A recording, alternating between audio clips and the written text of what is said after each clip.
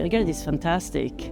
I don't think that people understand how open it is and how much that happens here. People are so friendly. The Serbian hospitality is well known, but you need to explore it, to experience it, to really understand how nice it is here. I have had visitors here that they were surprised, positively surprised of the atmosphere.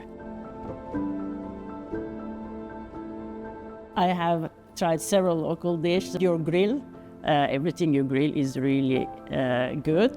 And of course you have to mention Ivar, which is one of your really specialities, as well as your grilled peppers. Anything you put on the grill is great. And you also have good fish. I've been in Zemun and I've been eating nice dinners with fish as well.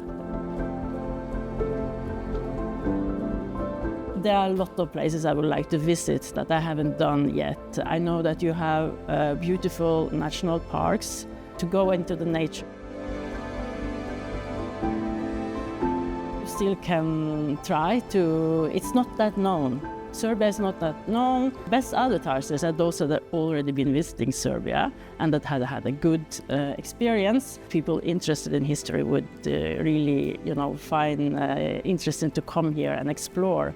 Your best advocates will be people that already been here and that leave with a good impression.